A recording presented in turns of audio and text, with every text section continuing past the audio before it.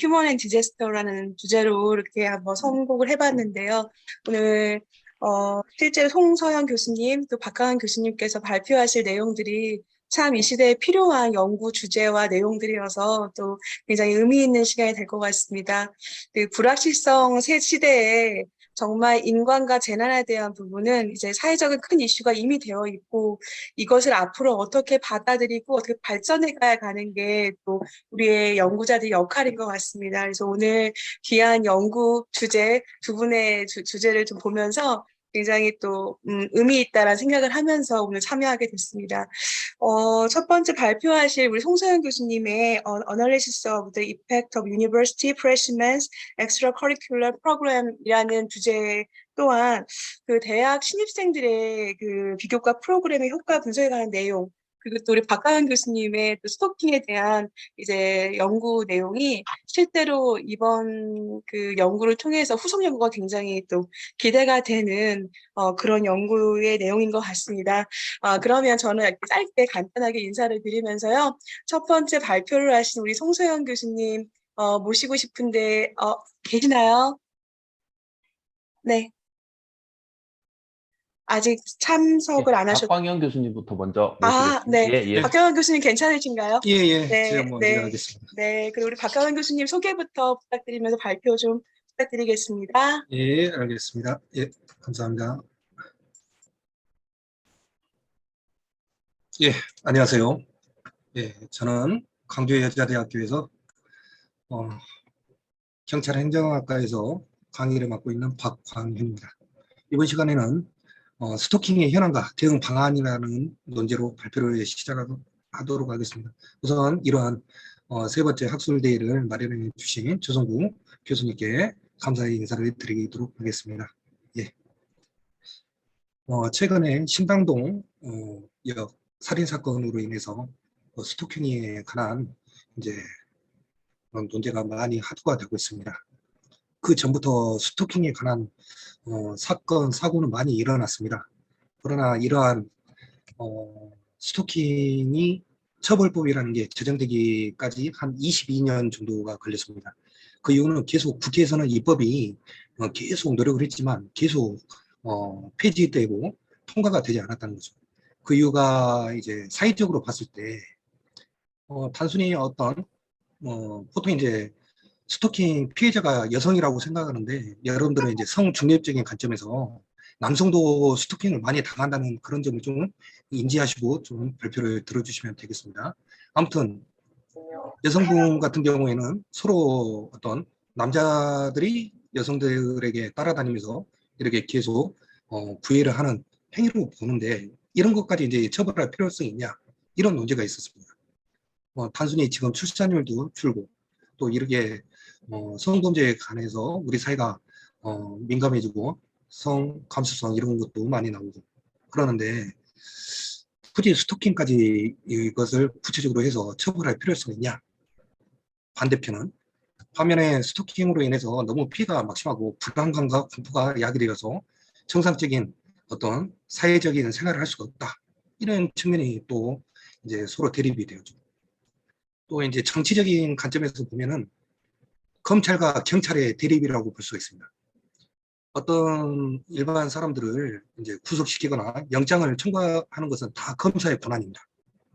근데 스토킹 처벌법에 의하면 어떤 경찰관도 일정한 영장 없이 약 11일 동안 어떤 형사적인 절차를 할 수 있는 권한이 생깁니다. 그러니까 이제 스토킹 처벌법에 대해서 이제 검찰 측에서 계속 반대를 했다는 거죠. 우리의 권력을, 권한을 경찰 너희에게 줄 수 없다. 이런 또 정치적인 논쟁도 있었습니다. 그러나 이제 시대가 흘러서 이제 스토킹으로 단순히 끝나버리면 되는데 이 당시에 스토킹을 했을 때 다른 법으로 처벌할 수가 있었어요. 협박죄나 뭐 강요죄 이런 죄로 이제 엮어서 다 처벌할 수가 있었지만 이제 스토킹 처벌법이라는 특별법을 만들어서 더 구체적으로 이제 형벌을 높여서 처벌하고 있다는 거죠. 현 시대에는. 그래서 이제 피해가 너무 막심합니다. 뭐 깨진 유리창 이론이나 뭐 하일리 법칙 뭐 이런 법칙에 의해서 사소한 것이 나중에는 더 큰 사건으로 비화가 된다는 거죠. 바늘 도둑이 소도둑 된다는 속담처럼 처음에는 스토킹으로 시작을 했다가 나중에는 강력범죄, 뭐 살인 사건이나 아주 중상해 이런 범죄로 이어지니까 처벌 필요성이 있다. 이렇게 이제 제정이 되었다는 말입니다. 우선 이제 첫 번째로 스토킹, 스토크라는 이제 영어 단어를 찾아봤습니다. 여러분들도 다 이제 아시겠지만 스토크라는 것은 이제 동사로 몰래 접근하다, 미행하다, 집요하게 추궁대다 이런 뜻입니다. 그래서 우리 스토킹 처벌법에서는 구체적으로 이 5가지를 규정하고 있습니다. 의사에 반해서 접근, 따라다니, 진로반이, 또 주거지나 직장 등에서 기다리거나 지켜보기. 세 번째, 어떤 영상, 뭐 SNS로 반복 지속적으로 보내는 거, 또 물건을 보내거나, 뭐 장미나 뭐 선물 같은 거 보낼 수도 있고, 또 동물 사체 이런 것을 보내는 경우도 있습니다. 물건을 두거나, 또 인근에 물건을 훼손, 차를 파손하는 게 좀 많이 있죠. 불안감, 공포감을 조성하는 이를 구체적으로 적어놨어요. 이 5가지가 아닌 것은 이제 스토킹 처벌법으로 처벌할 수가 없습니다. 모든 법치국가에서는 제2형 법정주의라는 게 있기 때문에 이게 구체적으로 이렇게 나와 있어요. 근데 이것은 스토킹 행위예요. 이것만으로는 범죄가 안 된다는 겁니다. 즉 스토킹 범죄가 되기 위해서는 스토킹 행위가 플러스 지속 반복이 있어야 된다는 말이에요. 나오네요. 예, 반복. 이렇게 해야지 이제 스토킹 범죄가 되는 겁니다. 말로 하겠습니다. 잘 안 나오네요. 그래서 이러한 행위를 지속 반복이 되어야 되는데 지속 반복이라는 게 좀 애매하잖아요. 그러니까 이제 경찰청에서는 매뉴얼을 만들고 있죠. 보통 한 번, 2번까지는 괜찮습니다. 경고 조치로 나가는데 3번 이상 됐다? 그러면 이제 스토킹 범죄로 해서 입건이 되어서 이제 처벌이 될 수가 있다는 겁니다.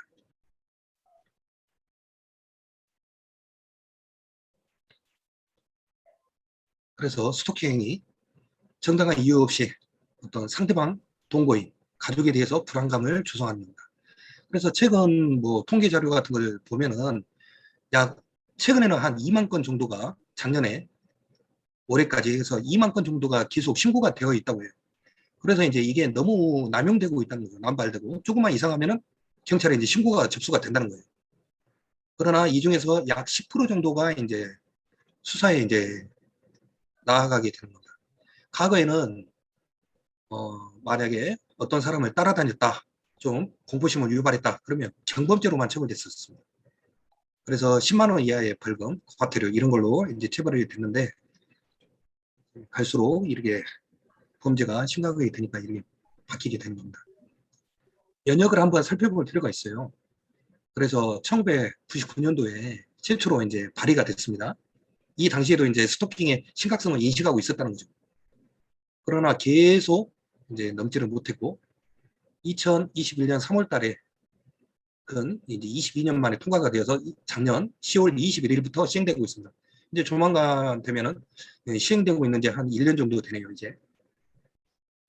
그래서 형벌은 3년 이하, 3천만 원 이하, 또 5년 이하, 5천만 원 이하에 이제 가중 처벌됩니다. 근데 현 시점에서 가장 논점이 되고 있는 게 무엇이냐? 이겁니다. 이 첫 번째, 일반 스토킹에 대해서는 반의사 불벌죄라고 규정되어 있어요. 그래서 지금 국회나 국민 여론의 약 90% 정도가 이 일반 스토킹, 3년 이하, 3천만 원 이하의 스토킹에 대해서는 지금 현재 피해자의 의사에 반해서 가해자를 처벌할 수 없는 범죄다. 그래서 피해자가 용서를 해줘 버리면 처벌을 원치 않습니다. 이런 의사 표현을 하면 이제 처벌할 수가 없습니다. 그래서 이것 때문에 계속 강력범죄로 이어진다. 그래서 국민의 약 90%는 이 반의사 불벌죄라는 규정을 폐지하자. 이런 주장을 하고 있습니다. 그러나 저는 개인적으로는 이 반의사 불벌 규정을 계속 유지를 해야 된다고 저는 생각을 해요. 왜냐하면 좀 정신적인 문제가 있고 좀 너무 악한 사람도 많이 있습니다. 그러나 대부분은 그렇게 집요하게 막 이렇게 강력범죄까지 나아가는 케이스는 거의 없다고 저는 보고 있어요. 뉴스에 나오는 것은 거의 1%에서 10%그 정도 특별한 사안이니까 뉴스에 나오는 거죠. 그래서 일반적으로 어떤 남자든 여자든 구애 행위를 했는데 스토킹을 해가지고 만약에 이런 형벌을 받아버린다. 대부분은 이제 집행유예로 나오겠지만 첫 사례면. 근데 만약에 이런 형벌로 나와버린다. 그러면은 사람을 어떻게 전과자로 만들기 때문에 사회생활을 못하게 되는 겁니다. 우리 대한민국 사회에서는. 그래서 일종의 낙인 효과로 인해서 그 피해 상대방에게 더 보복 또 이런 심리가 작용할 수 있다는 거죠. 그래서 더 나쁜 쪽으로 더 강력범죄로 나아갈 수 있다고 생각을 해요. 범죄 심리학을 보면은. 그렇기 때문에 저는 어느 정도 반의사 불벌죄, 의사의 반에 즉 가해자가 진심으로 사과, 용서를 빈다면은 용서를 해서 처벌을 하지 않고 전과자로 만들지 않는다면 이게 더 바람직하지 않을까라고 이제 저는 소수 의견이죠. 약 10%에 들어가는 소수 의견입니다. 여기에 대해서도 이제 곰곰이 생각을 해야 됩니다. 근데 신당동 이제 살해 사건 때문에 이 반의사 불벌죄 이것도 없애자 이런 주장이 대세를 이루고 있습니다. 그러나 대부분 스토킹이 전 여자친구, 남자친구 이런 사이에서 벌어지는 범죄가 대다수 좀 차지한다고 해요. 그런데 이런 사례까지 꼭 전과자로 만들 필요가 있을까? 거기에 대해서는 이제 물음표가 이제 제기되고 있죠. 또한 스토킹 처벌법에 좀 문제가 뭐냐면은 우리 헌법에서는 14조에서 거주 이전의 자유가 있어요. 대한민국 국민이면 자기가 원하는 곳에 갈 수 있는 자유가 있다는 거죠. 일반적 행동의 자유가 있다는 겁니다. 즉 이를 통해서 행복을 추구할 권리가 있다는 거예요. 근데 이 전제 조건은 상대방에게 피해를 줘서는 안 된다는 거죠. 그래서 필요한 경우에 제한하고 있는데 이 제한하는 게 이제 스토킹 처벌법이라는 겁니다. 그래서 현황을 한번 살펴보도록 하겠습니다.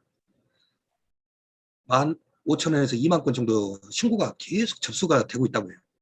종전에는 사소한 걸로 뭐 신고까지는 하지 않았는데 스토킹 처벌법이 마련된 이후로 좀 사소한 것에도 계속 이제 신고가 들어오고 있다는 거죠.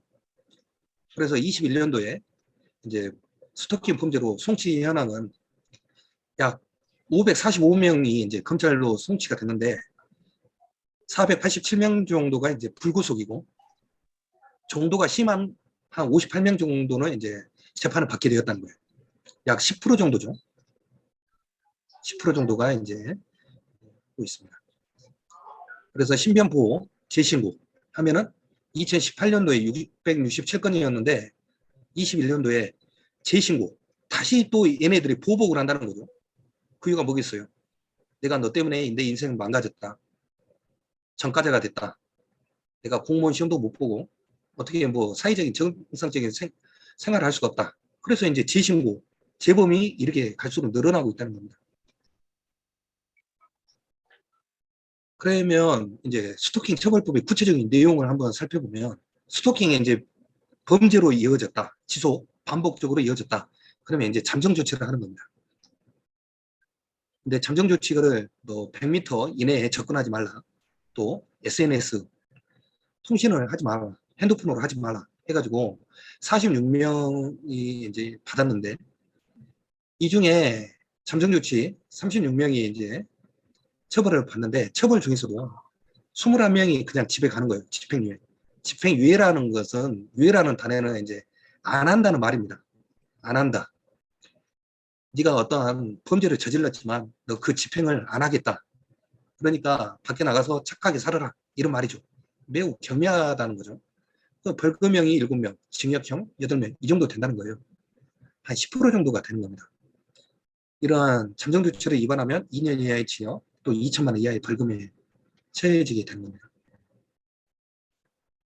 그래서 잠정조치를 구체적으로 살펴보면 맨 처음에 이제 서면으로 경고합니다. 당신 접근하지 마세요. 그 다음에 100m 접근 금지하세요. SNS 문자 같은 거 보내지 마세요. 그 다음에 정도가 심하면 이제 유치장이나 구치소에 유치를 할 수가 있습니다. 근데 반의사 불벌죄 이게 이제 논점이 되고 있다는 것이고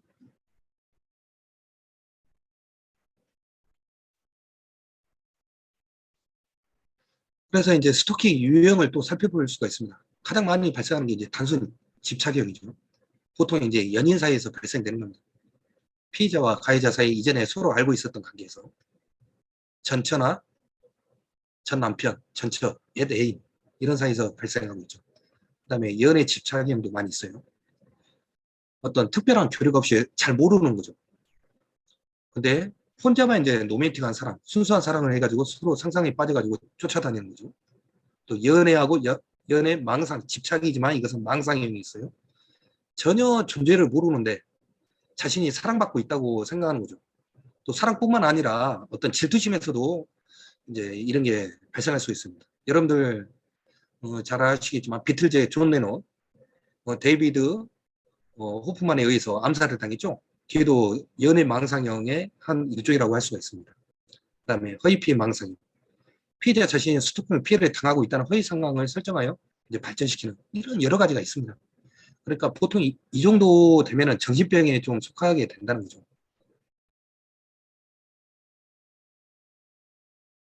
보통 이제 스토커의 이제 특성을 보면은 뭐 대다수가 이제 남자라는 거죠. 여자 같은 경우에는 좀 적극성이 좀 떨어지기 때문에 좀 이런 스토킹 범죄가 좀 이제 통계적으로는 작게 잡히고 있습니다. 그다음에 대부분 이제 직업이 불안정하죠.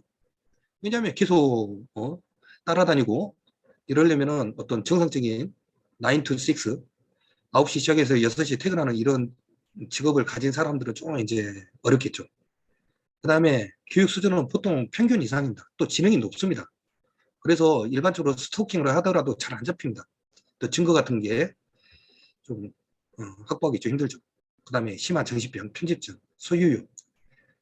스토커의 가장 큰 특징은 제 생각으로는 소유욕이에요. 내가 너만을 소유하겠다. 이러한 집착을 버리는 게 가장 중요하다고 생각을 합니다. 그래서 스토킹 등 친밀한 파트너 살인이 143건이에요.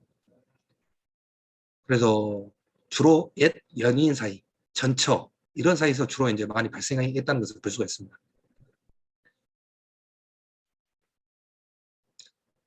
그래서 이제 비교를 해보겠습니다.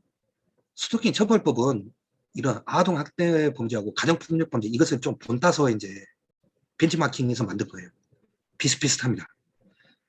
응급조치, 긴급 응급조치, 잠정조치 이 세 가지가 있는데 갈수록 이제 강도가 높아집니다.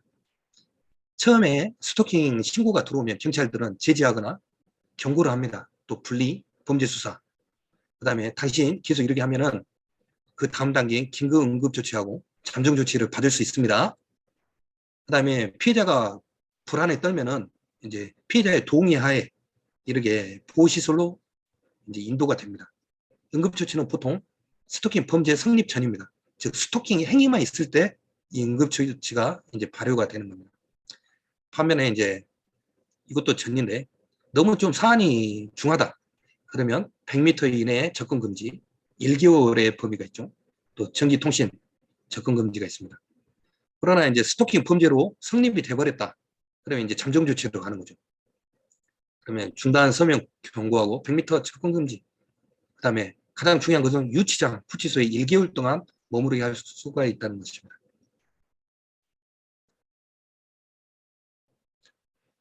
그래서 이제 마지막으로 제 지금 스토킹 처벌법이 있는데 어떻게 입법이 되어야 되는가 했을 때 방금 제가 말씀드렸듯이 스토킹 유형을 개별적으로 열거를 하고 있습니다. 따라다니거나 SNS 통신을 하거나 뭐 이상한 물건을 놓거나 해서 이렇게 열거가 되어 있는데 갈수록 독일이나 일본, 미국 등에도 스토킹 처벌법이 있는데 갈수록 계속 진화가 돼요. 개정이 되고 있어요. 그래서 구체적 유형을 계속 추가를 해야 되기 때문에 그렇게 계속 법이 이제 제정이 되고 있는 아니 개정이 되고 있는데 우리나라에서는 그냥 일반 조항을 해서 일반적으로 공포심을 야기할 수 있는 행위 그렇게 추상적으로 규정을 해서 이러한 구체적인 유형에 해당이 되지 않더라도 이제 입법에 사각지대가 발생하지 않도록 규정할 필요가 있다. 제 주장은 이거고 두 번째 신상 공개 제도 여부도 이제 적극적으로 검토를 할 필요가 있습니다. 스토킹 범죄만 하더라도 너무 악의적이고 상습적인 경우에는 신상 정보 공개 제도를 하는 것도 하나의 방법론이 될 수가 있다. 그렇게 생각을 하고 있습니다. 이제 마지막으로 또 반의사 불벌죄 세분화를 하자. 지금 대에서는 90% 이상이 반의사 불벌죄를 폐지하자고 했는데 사소하고 너무 옛 연인 사이고 또 우리가 간과하고 있는데 친족 사이에서 스토킹을 하는 경우도 많이 있어요. 재산 분쟁이나 뭐 좀 악의적인 그런 쪽으로 해서 친족도 스토킹을 많이 합니다. 여러분들은 뉴스에는 잘 안 나오지만 왜냐하면 친족 같은 경우는 스토킹 당했다고 뭐 고소를 하지 않겠죠. 이런 경우 만약에 이제 스토킹으로 이제 고소가 만약에 들어온다. 그러면 이런 사람들에 대해서도 그냥 반의사 불벌죄를 폐지해서 무조건 재판을 받게 하는 것은 좀 이것 좀 법이 가정의 문턱을 넘지 않는다는 우리 법원이 있는데 왜 자체적으로 해결해라 이런 거죠. 근데 이건 너무 국가가 개입하는 것이 아닌가 했을 때 세분화해서 사소한 좀 일반적인 것은 그냥 반의사 불벌죄로 놔두고 흉기나 이런 좀 일반적인 스토킹이더라도 좀 사안이 중대하다. 그래서 이제 누가 판단하느냐. 그래서 이제 경찰이나 검찰 기관에서 판단을 해야겠죠. 어떠한 객관적인 뭐 SNS 문자 내용이나 뭐 그런 것을 봐서 이제 판단을 해서 그런 것은 이제 반의사 불벌죄를 적용하지 않더라도 일반적인 사소한 거에 대해서는 일반적인 남성이 여성에게 구애하는 행위로 보일 수 있다. 그 정도가 된다면은 이제 반의사 불벌죄로 계속 유지하는 게 그래서 세분화할 필요가 있다. 이런 주장입니다. 제 발표는 여기까지 하도록 하겠습니다. 예. 아, 네. 박가은 교수님 너무 고생 많으셨습니다. 수고 많으셨어요. 네. 박수 좀 부탁드리겠습니다. 그리고 원래는 오늘 다 두 발표를 다 듣고서 이제 라운드 테이블에서 토의하는 걸로 이렇게 하려고 했는데, 아직 송서영 교수님이 접속을 안 하신 건가요? 어떠신가요? 네. 그래서 한 가지 좀 여쭤보겠습니다. 들어오시는 동안 제가 잠깐, 예, 예. 제가 먼저 여쭤봐도 되겠습니다. 예, 예. 그 말씀하십시오. 교수님께서 말씀하셨던 그 아주 스토킹 범죄에 대한 부분이 실제 정말 오랜 시간 동안 많이 고민이 되어 왔고 했는데 이제 와서 이제 사실 이게 입법에 대한 부분이 이런 거 고민을 많이 하게 되는 이런 현 시점인 것 같습니다. 실제 정말 사회가 자꾸 변화하면 변화할수록 이 인간적인 재난, 특히 심리적인 부분에서 파트는 많은 부분 고민이 필요하고 이것을 어떻게 해야 될 방향성에 대한 문제가 되게 많이 시약해지는 것 같은데요. 교수님께서 스토킹 범죄 세분화에 대한 부분을 말씀해 주셨는데 실제 우리가 벤치마킹할 이제 외국의 사례가 있다면 어느 나라가 좀 벤치마킹해서 조금 더 발전적으로 가면 좋을까 이런 고민도 하셨을 것 같아요. 그래서 조금 예. 의견 있으시면 좀 말씀해 주시면 감사하겠습니다. 이제 전 세계적으로 스토킹 범죄에 대해서는 최근에 이루어진 겁니다. 최근이라기보다는 20세기 말 1900년대, 1990년대 후반부터 이제 전 세계적으로 이 심각성이 나와서 이렇게 계속 발전이 됐어요. 그러나 우리나라는 작년 2021년도에 제정이 되었지만 미국이나 독일 이런 특히 미국 이쪽에서는 스토킹 범죄가 매우 심각하게 인식이 되었습니다. 그 계기가 된 게 뭐 1960년대, 70년대죠. 뭐 존 레논, 비틀즈의 그 호프만의 그 존 레논 스토킹 범죄 이 사안이 이제 사례가 이제 제기가 되면서 계속 발전했어요. 그래서 미국에서는 이제 입법에서는 계속 세부적으로 행위 유형을 계속 추가하고 있습니다. 왜냐하면 미국 같은 경우에는 이제 우리가 미국 드라마 이런 것을 보더라도 좀 연애 이런 게 좀 자유롭습니다. 사람들이 여유가 좀 있다는 거죠. 반면에 지금 제가 안타깝게 생각하는 것은 우리 사회에서는 너무 남성과 여성 이렇게 성 대결을 너무 보이고 있다고 생각을 해요. 가장 제가 좀 제 개인적인 견해지만 종전에 발생했던 뭐 곰탕집 성추행 사건 이런 것도 좀 카메라가 잡히지 않고 명확한 증거는 없습니다. 근데 이제 피의자가 이제 나는 분명히 느꼈다. 이 피의자의 진술에 의해서만 유죄 판결을 받은 사건이 있었어요. 어떤 입장에서 보면은 그 여성 피의자도 이제 뭐 관점에서 보면은 이해는 되지만 개인적으로 형법학자로 봤을 때 성인지 감수성 이게 참 애매하다는 거예요. 그러니까 법이라는 것은 보통 평등하게 뭐 일관성 있게 모두 다 공평하게 적용이 되어야 된다는 거예요. 근데 음. 성인지 감수성이라는 것은 케이스 바이 케이스라는 거예요. 내가 좋아하는 사람, 연예인들이 나를 만졌다. 이런 것은 뭐 기분 좋아라 하는 거죠. 그다음에 어떤 일반적인 사람들이 뭐 내 몸을 스쳤다. 그러면 엄청 또 거부감을 일으킬 수 있다는 거예요. 그러니까 그 판단 기준이 좀 애매하다는 거예요. 그쵸. 법이라는 것은 우리가 법을 만든 이유는 법은 도덕의 최소한이에요. 도덕으로 해서 계속 해결을 하다가 결국에 안 되는 경우에 강제성을 띈 법을 적용해야 되는데 이런 문제가 있다는 것입니다. 특히 이제 말씀 주신 이제 미국에서 스토킹 이제 처벌에 대해서는 형벌도 계속 높아지고 있습니다. 미국 같은 경우에는. 그리고 강력한 조치가 있습니다. 거기 우리나라도 이제 유치장 한 달 정도 이렇게 이제 유치를 할 수가 있는데 미국 같은 경우에도 그런 유사한 이제 우리도 이제 미국의 스토킹 처벌법에 대해서 다 연구를 하고 벤치마킹을 했기 때문에 강력하게 지금 우리나라도 이제 개정이 되고 있습니다. 특히 이제 우리나라는 이제 갈수록 행위 유형에 대해서 이제 더 포괄적으로 하나하나씩 계속 추가가 될 것으로 이제 예상이 되는 겁니다. 네. 명확한 답변 너무 감사합니다. 혹시 다른 분들 혹시 또 질문 있으실까요? 네, 예, 저도 질문 한 가지 하겠습니다. 예, 예. 오늘 이제 제가 그 학술대회에 저희도 그 학교 대학원 학생들하고 함께 그 학술대회가 어떤 곳인지 이제 또 소개도 할 겸 이제 같이 들어와서 들었는데 오늘 좋은 발표해 주셔서 참 좋았습니다. 사실 그 저희는 이제 뷰티 미용 쪽이어서 실질적으로 이제 아까 두 번째 섹션에서도 얘기를 했었지만 세션에서 1인 기업 사업체가 많아요. 그러니까 예. 16만 개의 샵이 있으면 그 안에서 종사하는 사람이 23만 명. 그러면 결국은 한 샵에서 2명이 안 된다는 얘기거든요.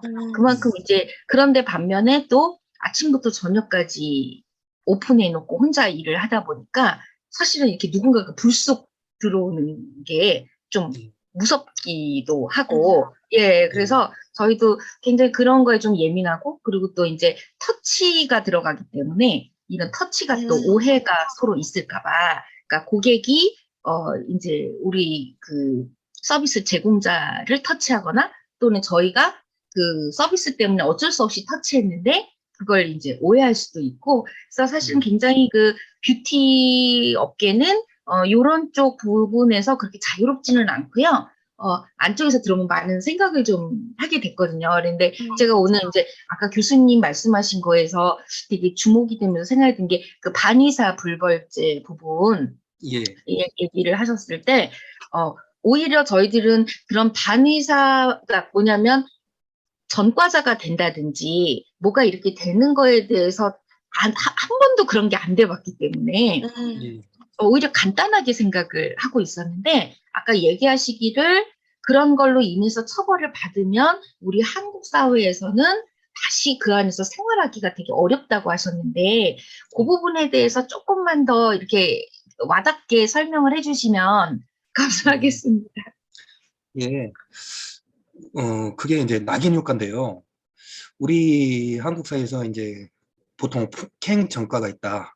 폭행이나 뭐 스토킹 이런 전과가 생긴다. 아무튼 전과자가 되는 거죠. 일반적으로 이제 벌금 같은 걸 받더라도 형벌이기 때문에 전과자가 되는 거예요. 근데 이제 모두 일반적인 사람들이 뭐 교통 법규를 준수하지 않아서 뭐 벌금을 받는 것은 그런 것은 별의 내로 하고 이제 범죄, 스토킹 처벌법 이런 전과를 받으면은 이제 공무원 시험 같은 경우에는 형 집행정령 한 5년 정도는 이제 공무원 응시를 못 합니다. 그리고 이제 뭐 대기업 같은 경우에는 다 뭐 이제 신원조사 같은 게 들어가요. 원칙적으로 하지 못하는데 우리 대기업 같은 일반적인 기업에서는 어떻게 하냐? 전과자인지 아닌지 어떻게 하느냐면은 취업 공지를 낼 때 이런 문구를 씁니다. 해외 여행이 자유로운 자. 예, 왜냐하면은 일부 국가에서는 어떤 폭행 전과나 이런 게 있으면은 이거에 뭐 비자 이런 게 또 안 나와요. 그런 걸 다 떼어볼 수가 있다는 거예요. 그래서 해외여행이 자유로운 자 이걸 통해서 간접적으로 이제 대기업 같은 경우에는 그 사람이 전과자인지 아닌지 이런 것을 다 파악을 합니다. 그리고 뭐 솔직히 이제 일반 이제 중소기업이나 이런 데는 뭐 신혼조회까지는 하지 않겠죠. 그러나 이제 내 꿈이 뭐 나는 뭐 공무원이 되는 것이다. 뭐 해외여행을 자주 뭐 다니고 싶다. 그러면 이제 제한 같은 게 좀 많이 있다는 거예요. 그리고 이제 뭐 공직에서 면접을 볼 때 뭐 대부분 이제 다 떼어 봅니다. 그 사람에 대해서. 또 여러분들도 이제 교수님들도 다 아시겠지만 임용되시기 전에 뭐 신원조회 뭐 이런 거 다 하잖아요. 범죄 전과 조회 같은 거 다 합니다.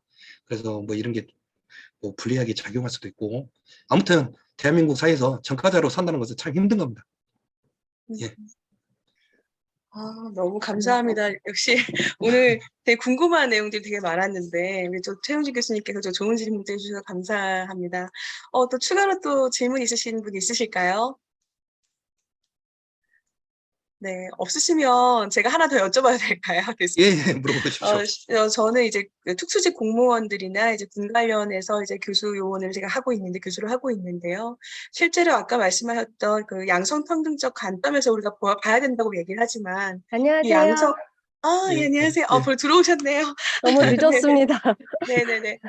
마지막 하나만 예, 추가로 예. 나중에 한다면 양성평등 관점이라는 그 주제 자체가 우리가 정말 필요한 부분인데 너무 빨리 이렇게 받아들이다 보니까 실제로 사회 통념적인 부분이나 문화적 가치나 이런 것들을 잘 고려하지 않고 이걸 또 악용하는 경우도 좀 있고 아까 예. 교수님 말씀하신 것처럼 여성과 남성의 대립 구조를 이렇게 좀 강화시키는 부분도 있는 것 같아요. 그래서 예. 그런 쪽에 대해서 의견이 어떠신지 한번 좀 여쭤보고 싶었습니다. 네. 예. 솔직히 스토킹 이걸 남성들도 많이 당합니다. 여러분들 뭐 이제 제가 학생들 사례 같은 거 보면은 뭐 남자친구가 이렇게 했다 그러면 우리 학생들 제가 여대 교수지만 학생들이 집요하게 뭐 하루에 100통씩 전화하고 계속 따라다니고 이런 케이스도 많이 봅니다. 야, 너 그렇게 하지 마. 너 스토킹 범죄가 될 수도 있단 말이야. 뭐 이런 식으로 이제 말을 하는데 이것은 우리가 지금 전자 발찌 이런 것도 있고 스토킹을 피해를 당하면 이제 스마트워치 시계를 부여를 해줄 수도 있습니다. 그런데 네. 만약에 스마트워치를 하더라도 경찰이 거기까지 도달하는데 적어도 5분 이상 걸립니다. 5분 내에 범죄는 충분히 일어날 수 있거든요. 그러니까 스토커가 마음만 먹으면은 모든 이제 범죄는 다 일어날 수가 있습니다. 그래서 이제 예방을 해야 되는데 만약에 이렇게 어떻게 우리가 이제 할 수도 없죠. 만약에 미리 그러한 사건을 작정을 하고 덤빈다면 좀 이제 우리가 이제 인력이 많고 경찰 인력이 많고 또 이제 뭐 이런 하는데 스스로 이제 방어하는 그런 방법도 한번 모색을 해봐야겠죠. 예, 네. 감사합니다. 예, 네. 알겠습니다. 좋은 발표 감사합니다. 네네네. 박수 예, 좀 부탁드리겠습니다. 예, 우리 송소연 고맙습니다. 교수님 이렇게 접속해 주셔가지고요. 송소연 교수님 예. 되셨나요? 네. 발표 시작하시면 될 것 같습니다.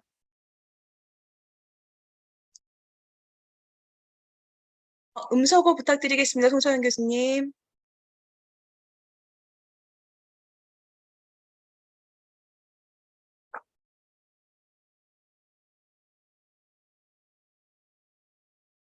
네. 송소연 교수님의 발표가 있겠습니다. 소개부터 좀 부탁드리겠습니다. 네, 안녕하세요. 지금 발표해도 될까요? 예, 진행하시면 감사합니다. 됩니다. 네.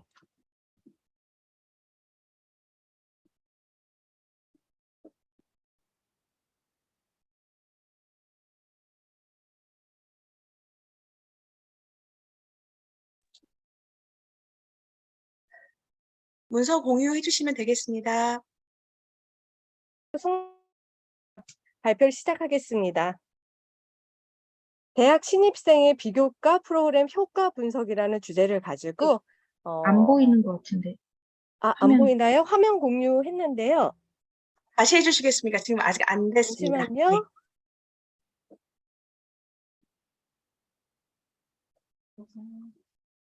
화면 공유가 안 됐나 보네. 이제 되고 있습니다. 네네네. 다시 열겠습니다.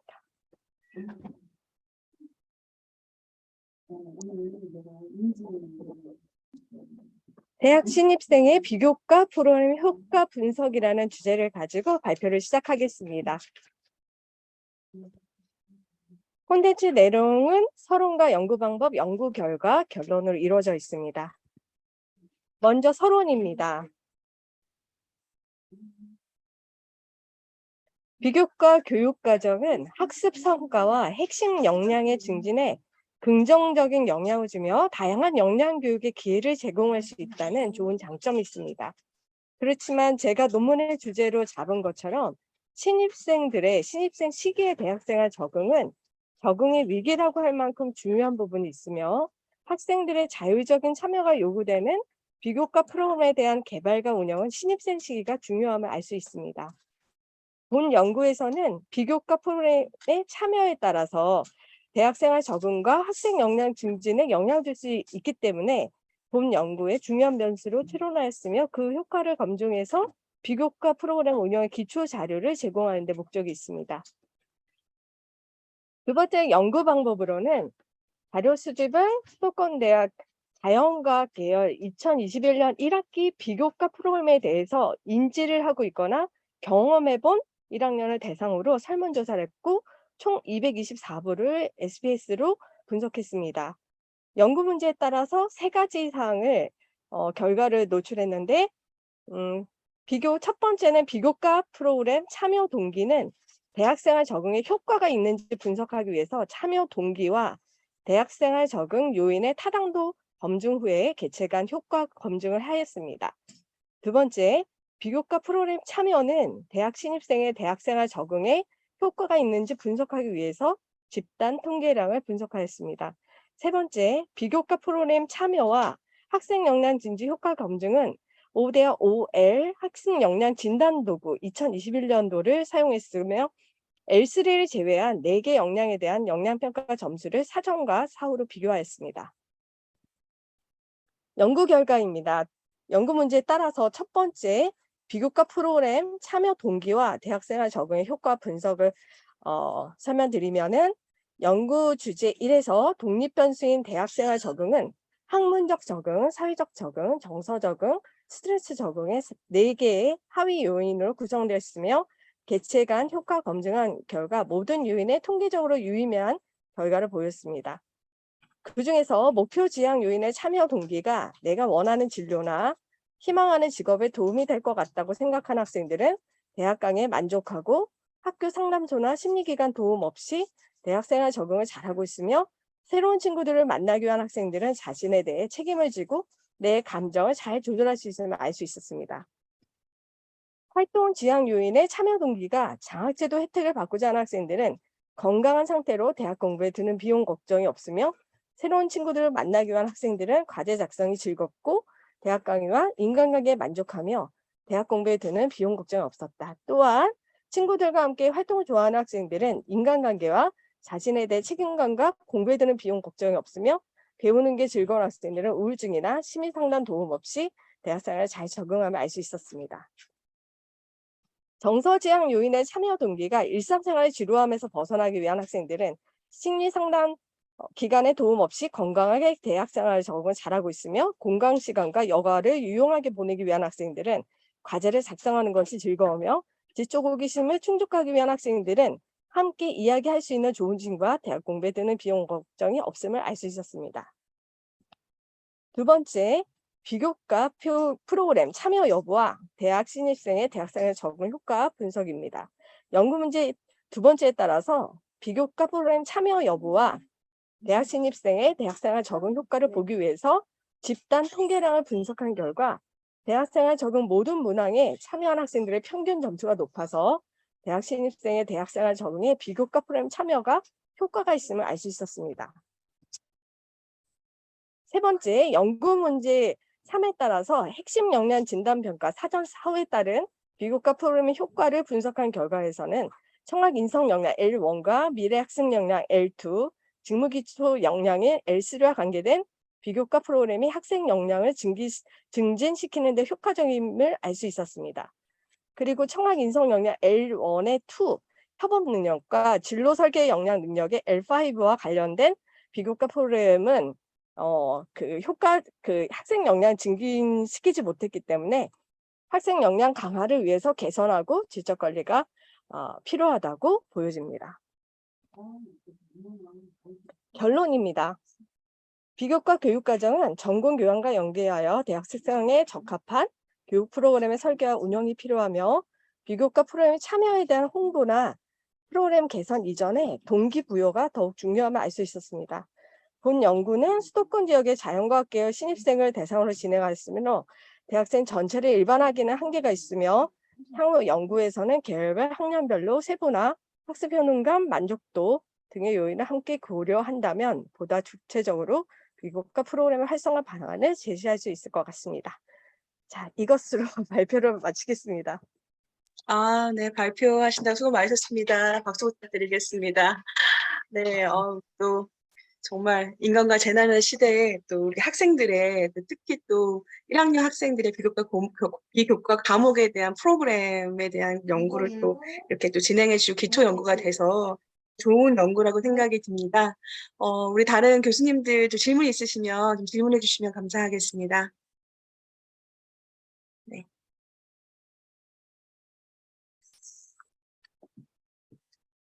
그러면 없으시면 제가 하나 더 여쭤봐도 될까요, 홍소연 교수님? 실제 여기 네. 그 학생들에 대한 인터뷰나 그 포커스 그룹 인터뷰 FCI는 하시지 않은 이유가 있으실까요? 네. 물론 인터뷰도 다 했습니다. 음, 논문에 다만 실지 않은 부분들이 좀 있었고요. 음. 약간 12페이지라는 조금 그 기준에 맞추다 보니까 연구 결과 사실 더 나온 부분도 많았고 유의한 확률이 사실 다 나왔기 때문에 그 자체 평균이라든지 이런 검증을 또 한 부분도 있고 안오바 분석이라든지 몇 가지 더 있습니다. 그래서 그 심층 면접이라 하는 부분들 학생들이 어느 부분에 가장 비교과 프로그램에 대한 문제점을 가지고 있고 어느 부분에 대한 어떤 효과가 있는지는 사실 인터뷰 내용이 있고 그다음 논문을 제가 좀 준비를 하고 있습니다. 그래서 구체적인 사례 연구를 통해 가지고 정말 운영하고 그 성과를 냈을 때 그 신입생들하고 2학년들하고 좀 비교를 해 가지고 신입생들 정말 어느 부분에 역량 증진에 효과가 있는지 그거를 후속 논문에서 좀 밝혀보고자 합니다. 이미 준비하고 계실 것 같다는 생각은 들었는데, 이게 정말 학생들이 정말 느끼는 현상학적 관점에서의 분석이 좀 더 들어가서 후속 연구가 됐으면 좋겠다는 바람에서 한번 질문을 드렸습니다. 네, 또 네. 혹시 또 질문 있으실까요? 다른 분들? 네. 오늘 두 분의 연구 발표를 들으면서 정말 주제가 좋은 주제였다고 생각이 듭니다. 특히 이제 학생들의 인성이라든지 이런 부분에서는 정말 중요한 시대적 흐름에서도 정말 중요한 교육이 되어야 되는 이제 국가적 관점에서 정말 돼야 되는 그런 부분인데 그런 연구를 또 해주셨고 우리 박가은 교수님의 스토킹 관련해서 연구해 주신 부분은 많은 부분의 질문도 또 궁금한 사항도 되게 많았는데 또 정리를 또 이렇게 법리적으로 또 해석도 해주시고 해서 이런 부분에 저희가 사회적으로 그냥 뉴스에서 보는 것뿐만이 아니라 실질적으로 이런 부분이 있어서 이렇게 있구나라는 것을 이해할 수 있는데 굉장히 도움이 된 그런 두 편의 논문이었던 것 같습니다.